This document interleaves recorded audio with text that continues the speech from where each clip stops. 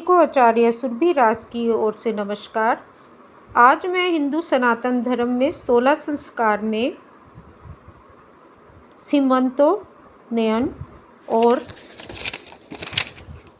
जात कर्म यानी जन्म विधि, जब बच्चे का जन्म होने वाला होता है उससे पहले गर्भवती माँ को समक्ष रखते हुए जो पूजन होता है उसे जात कर्म कहा जाता है और ये जन्म विधि से कुछ समय पहले होता है। इसके बारे में आपको बताऊंगी। इस विधि के करने का उद्देश्य और मुहूर्त हमेशा हमें पता होना चाहिए। ये विधि शब्द सीमंत यानी मांग की रेखा व उत्तरनयन बाजू के बाल ऊपर की ओर करना, इन दो शब्दों से बना है। सीमंतोन्नयन अर्थात पत्नी के सिर के बाल ऊपर कर उसकी मांग ठीक तरह से निकालना। इससे उसके स्वस्थ धारा से यानी ब्रह्मांड से अच्छी लहरियां शरीर में आकर सुयोग्य गर्भवृद्धि में सहायक होती हैं। गर्भ में जो बालक है उस पर संस्कार करते समय मृतिका पात्र का प्रयोग करते हैं। यह गर्भाशय का प्रतीक है। योग्य विद्वान पंडित ब्राह्मण को बुलाकर ये विधि की जाती है। पुंसवन समान ये विधि होती है। इसके लिए भी पुरुषवाचक नक्षत्र का होना बहुत आवश्यक है, यानी कि पुरुषवाचक नक्षत्र, ये ज्ञान भी एक योग्य ब्राह्मण पंडित को पता होना चाहिए। तो उस नक्षत्र में ये विधि करना बहुत ज़रूरी होता है। सम मास में वह चौथे महीने यह संस्कार हो तो सही अर्थ में वह अनवर्थक सिद्ध होता है। पुंसवन संस्कार पुल्लिंग गर्भ के लिए किया जाता है, यानी पुत्र के लिए किया जाता है, ऐसा वेद पुराणों में कहा जाता है। परंतु आज कलयुग के समय में हम संतान के लिए करते हैं, यानी कि मन में ये नहीं होना चाहिए पुत्र होगा या पुत्री होगी, लेकिन ये संस्कार चौथे महीने में ज़रूर करना चाहिए। तो पुत्र और पुत्री प्राप्ति वाला जो एक उद्देश्य आजकल समाज में भ्रांति फैली है, इसको दिमाग में ना रखते हुए एक योग्य बुद्धिमान बलवान संतान के लिए किया जाना बहुत ज़रूरी है, फिर चाहे वो पुत्री हो या पुत्र। तो ये संस्कार गर्भ शुद्धि के लिए किया जाता है, यानी जो गर्भवती माँ है उसकी गर्भ जो शुद्धिकरण तो होगा जिसमें कि संतान भी पूर्ण किसी दोष के रहेगी। जैसे कि कई लोग होते हैं कि गलत जगह किसी चीज़ को पार कर जाते हैं, या फिर जो है घर में ही कोई गलत तरह के व्यक्ति या गलत औरा का कोई रिश्तेदार या मनुष्य एंटर कर जाता है, या किसी गलत जगह में या किसी मरणासन स्थिति से रिश्तेदार से मिलने चले जाते हैं, या कोई ऐसा घर में रिश्तेदार आ जाता है, वो अपने रोग से परेशान होता है और मिलने के लिए या इलाज के लिए रुकना होता है तो वो आ जाते हैं। तो ऐसे ही कहीं से कोई दुष्प्रभावी चीज़ गर्भ में ना जाए, इसके लिए इस शुद्धिकरण के लिए इस संस्कार का होना बहुत ज़रूरी होता है। और जब ये संस्कार होता है तो जिसको कहते हैं कि जैसे हम कहते हैं ना योग्य और बिना किसी दोष की संतान हो, ये सबसे महत्वपूर्ण है। तो उतना ही महत्वपूर्ण इन संस्कार का उद्देश्य है कि संतान का हर अंग सुरक्षित रहे, किसी अंग में कोई पीड़ा या अंग भंग का अंदेशा ना रहे, निरोगी हो, यानी जब वो गर्भ में रहे और गर्भ से जब वो बाहर जन्म ले तो निरोगी काया लेके आए और शुभ व तीक्ष्ण बुद्धि का हो। ये विशेष उद्देश्य होता है। गर्भावस्था में बालक के सभी अवयवों की सर्वांगीण वृद्धि होने हेतु ये संस्कार करना आवश्यक है। यानी गर्भ में हर सप्ताह में बच्चे के अपने अंग बनते हैं, बच्चे का उन अंगों का विकास होता है जैसे जैसे गर्भ की आयु बढ़ती है। तो इस संस्कार को करने से शुभ फल प्राप्त होते हैं और किसी भी दुष्प्रभाव या अनिष्ट होने का कोई भी कारण नहीं रह जाता। अब इसके लिए जो विधि होती है, तो जो ये सीमंतोन्नयन जो उपचार है, पूजन है, इसका एक मंत्र होता है, योग्य ब्राह्मण को अवश्य पता होगा। अभिमंत्रित हुआ यज्ञ प्रसाद। अनेक फल देने वाले औषधीय वनस्पति वाले शाही, एक बहुप्रसव प्राणी के शरीर का कांटा इत्यादि वस्तुओं, पति की ओर से पत्नी के सीमांत का, मांग का होने वाला उन्नयन, पृथक करना इत्यादि भावपूर्ण संस्कारों के कारण गर्भवती में विद्यमान चैतन्य शक्ति गर्भ के लिए अधिकाधिक प्रेरणादायी सिद्ध होती है। आप समझ गए होंगे कि 16 संस्कार में इस समय गर्भवती माँ के लिए ये विधि, ये संस्कार कितना ज़रूरी है। जात कर्म यानी जन्म विधि, इसका उद्देश्य होता है उदक पाशनादि ने गर्भ संबंधी दोषों का निवारण हो।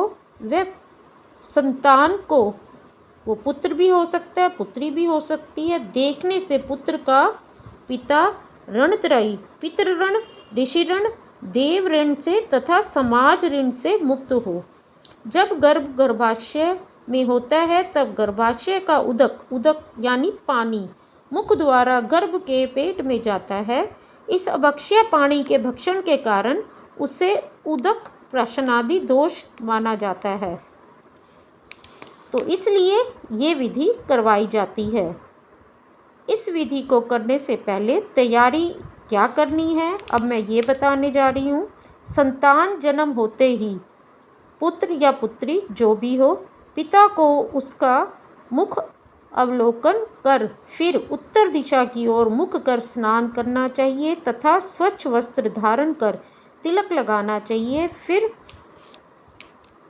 नाल छेदन के पूर्व, जिसे दाई इत्यादि या हॉस्पिटल में नर्सिस करती हैं, इत्यादि काम करने वाले व्यक्ति के अतिरिक्त किसी ने भी स्पर्श नहीं किया हो, यानी नाल छेदन जो भी ये काम करते हैं तो सिर्फ उन्होंने ही उस अंग को छुआ हो। इसके अलावा कोई भी व्यक्ति उस नाल को ना स्पर्श करे। जिसने माता का दूध नहीं पिया है और जिसने स्नान कराया गया है, ऐसे पुत्र को उसकी माता की गोद में पूर्व अभिमुख लिटाना चाहिए, यानी पूर्व की तरफ, माता की गोद में पूर्व की तरफ मुख कर लिटाना चाहिए। इसीलिए हमारे भारतीय समाज में, हिंदू सनातन धर्म में हमेशा गर्भवती स्त्री के पास किसी योग्य बड़ी आयु की स्त्री को रखा जाता है, किसी दाई को या किसी योग्य महिला को रखा जाता है जिसको कि इन सब अवस्थाओं का ज्ञान होता है और वो बताती रहती है माँ को कि आपको ऐसा करना है, ऐसा करना है। तो आप भी इन विधियों के समय एक योग्य महिला को हमेशा गर्भवती महिला और जो माँ को जन्म देती है माँ, उनके साथ ज़रूर रखना चाहिए जिन्हें इन विषयों का ज्ञान हो। अब संकल्प इसमें ये लिया जाता है, मेरे इस पुत्र द्वारा गर्भो उदक प्राशनादि से लेकर घटित सर्व दोषों का परिहार, नाश हो, बीज गर्भ से घटित दोषों का निरसन, उसकी आयु व मेघा वृद्धि, मेघा यानी बुद्धि वृद्धि तथा श्री परमेश्वर प्रीति के लिए मैं जातक कर्म संस्कार करता हूँ। उसके अंगभूत गणपति पूजन पूर्वक पुण्य वाचन, मातृका पूजन तथा नांदी श्राद्ध भी करता हूँ, ये बोला जाता है, या उस मंत्र का अर्थ ये बोला होता है। विधि, इस संस्कार के दिन जनना शौच लागू नहीं होता। गणपति पूजन से लेकर नांदी श्राद्ध हो जाने तक इस अर्थ का मंत्र पढ़ते हैं। हे प्रिय पुत्र, तुम्हें मधु तथा घृत प्रथम पिलाता हूँ। विश्वोत्पादक परमेश्वर की कृपा से तुम्हें ये ज्ञान व धन धान्य आदि की समृद्धि प्राप्त हो। सदा सर्वकाल परमेश्वर तुम्हारी रक्षा करे तथा 100 वर्ष की आयु दे। तत्पश्चात सुवर्ण खंड से वह मधु व घृत का मिश्रण बालक को पिलाए। वह स्वर्ण खंड को पानी से धोकर बालक के दाएं कान पर रखे। इसके बाद उस पुत्र के मुख के पास अपना मुख लाकर ओम मेघाते देवः यह ऋचा बोले। उसका अर्थ है, हे प्रिय कुमार, परमेश्वर तुम्हें वेदाभ्यास करने के लिए तीक्ष्ण व शीघ्र बुद्धि दे। प्राणापान व अखिल सोमादित को माला समान धारण करने वाले 2 वायु जो अश्विनी देव हैं, वे तुम्हारी अच्छी प्रकार से बुद्धि प्रदान करने में आशीर्वाद दे। तत्पश्चात यही स्वर्णखंड बालक के बाएं कान पर रखकर पुनः ओम मेघाते देवः यह ऋचा बोले। सात्विक लहरियाँ ग्रहण व प्रक्षेपण करने की क्षमता अन्य धातुओं की अपेक्षा स्वर्ण में अधिक होती है, इसी कारण स्वर्ण का प्रयोग करते हैं। बाद में मंत्र पढ़कर बालक के मस्तक 3 बार चूमना चाहिए। उससे पहले सूंघे। एकदम चूमना जो है वो निषेध है। पहले सूंघे तथा बालक का आगे जो नाम रखना है वह नाम उसी समय मन में निश्चित कर लें। बोले ना, सिर्फ निश्चित करें। गर्भाशय में बालक का ब्रह्मरंध्र बंद रहता है। जब पिता उसका मस्तक सूंघता है और दूर से ही उसको चूमता है तो वह खुल जाता है। कभी कभी पिता मस्तक को न सूंघकर यदि ब्रह्मरंध्र के स्थान पर 3 बार उच्छ्वास छोड़े तो भी यही लाभ होता है। पिता के सात्विक होने पर ही ऐसा संभव है। पश्चात बालक की माता को अपना दाया स्तन धोकर मंत्र बोलकर बालक को स्तनपान कराना चाहिए। दाया स्तन पिंगला उर्फ सूर्य नाड़ी से संबंधित होने के कारण बच्चे की दाईं नाड़ी कार्यरत होने में मदद मिलती है। इससे दुग्धपाचन की क्रिया सुलभ रीति से प्रारंभ होती है। आजकल बच्चे का जन्म प्रसूति गृह में होता है, यानी हॉस्पिटल में डिलीवरी रूम में होता है, इसलिए वहाँ जात कर्म संस्कार नहीं कर पाते। इसलिए ज़्यादातर ये नामकरण संस्कार के समय फिर साथ में जोड़ लिए जाते हैं, पर ये संस्कार करने ज़रूर चाहिए। नामकरण करने का उद्देश्य, यानी ये संस्कार करने का उद्देश्य आयु वृद्धि होकर व्यवहार सुगम होने हेतु ये संस्कार किया जाता है। संकल्प पे विधि। जन्म उपरांत 12वें या 13वें दिन यह संस्कार करते हैं। उस समय पाल खरोहन बच्चे को पालने में डालना महत्वपूर्ण विधि होती है। उस दिन ऐसा संकल्प करते हैं, मेरे इस बालक के बीज व गर्भ से हुए पापों का नाश हो।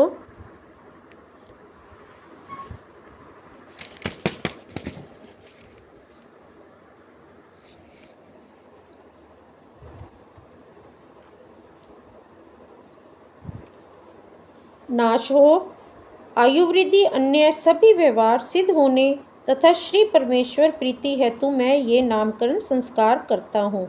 उसके अंगभूत गणपति पूजन, पुण्य वाचन, मातृका पूजन व नांदी श्राद्ध करता हूँ।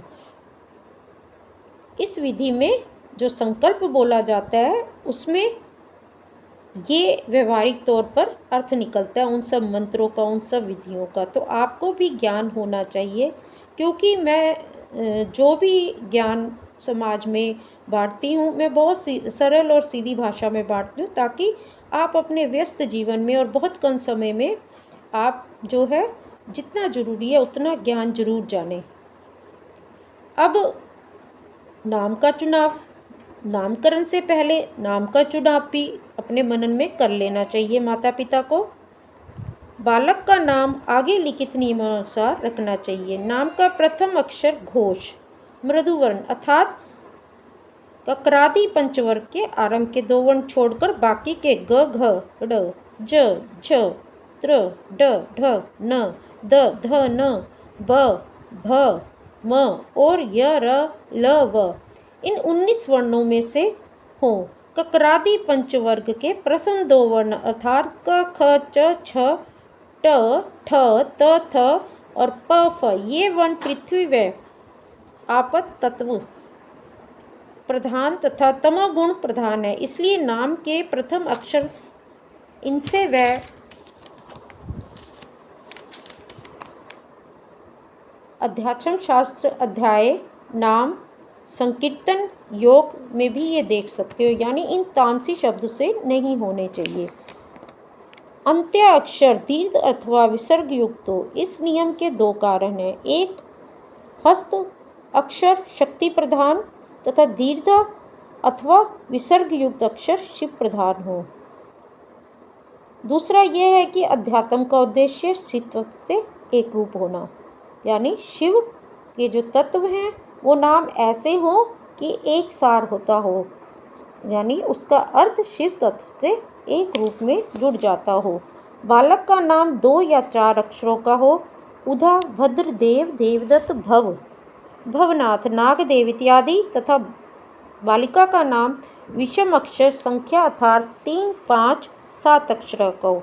विषम संख्या के अक्षर शक्ति प्रधान होते हैं और सम संख्या के अक्षर शिव प्रधान होते हैं। तो पुरुषों के लिए, पुत्रों के लिए शिव प्रधान अक्षर प्रयोग किए जाते हैं, शिव प्रधान संख्या के, यानी कि सम संख्या के, और बालिकाओं के लिए शक्ति प्रधान, देवी प्रधान 7 अक्षरों का नाम होना चाहिए। स्त्री के नाम में आद्य अक्षर का द्वितत्व नहीं होना चाहिए। स्त्रियां शक्ति प्रधान होती हैं, आद्य अक्षर का जो द्वित्व पुरुष प्रधान होता है, इसलिए आद्य अक्षर द्वित्व होने पर स्त्री पर अनिष्ट परिणाम होने की संभावना निर्माण होती है। यदि बच्चे की कीर्ति की इच्छा हो तो नाम 2 अक्षरों का रखना चाहिए। ब्रह्म वर्चस्व, अध्ययन तथा आचार के समृद्धि की इच्छा हो तो 4 अक्षरों का नाम रखें। 4 अक्षर 4 पुरुषार्थों के धर्म, अर्थ, काम, मोक्ष के प्रतीक है। ब्राह्मण का नाम मंगल सूचक, क्षत्रिय का बल सूचक, वैश्य का धन सूचक, शूद्र का जुगुप्सा व्यक्त करने वाले हो। ये जो पंक्तियां मैं बता रही हूँ मनुस्मृति पुराण के अध्याय 2 में 31 में देखने को मिल सकती है। पूर्व काल में ब्राह्मणों के नाम के आगे शर्म, क्षत्रियों के नाम के आगे वर्म, वैश्यों के नाम के आगे गुप्त व शूद्रों के नाम के आगे दास का पद जोड़कर नाम रखने की परंपरा थी। इससे नाम से वर्ण का बोध हो जाता है। तो कृपया आप भी इन नामों को रखने से पहले इस विषय का और इन शब्दों का, इन कुलगोत्रों का ध्यान जरूर रखना। नामों के प्रकार और नक्षत्र नाम, इनके विषय में मैं आगे के भाग में आपको बताऊंगी। आपसे प्रार्थना है हिंदू सनातन धर्म के 16 संस्कार जो मैं आप सबको बता रही हूँ, इनको ज़्यादा से ज़्यादा शेयर कीजिए और आप खुद भी समझिए और अपनी यूनिटी में इसको जो है शेयर करें, ताकि ज़्यादा से ज़्यादा दूर दूर तक आपकी जानकारी में आपके रिश्तेदार, मित्र, आपके कुली ज़्यादा से ज़्यादा हिंदू सनातन धर्म के इन 16 संस्कारों के विषय में जान पाएँ और इसका हिंदू सनातन धर्म को प्रचार प्रसार करने में आपको जो पुण्य प्राप्त होगा वो आपकी संतान में बहुत ही जल्दी उनके व्यवहारों में और उनकी उन्नति में आपको नज़र आएगा।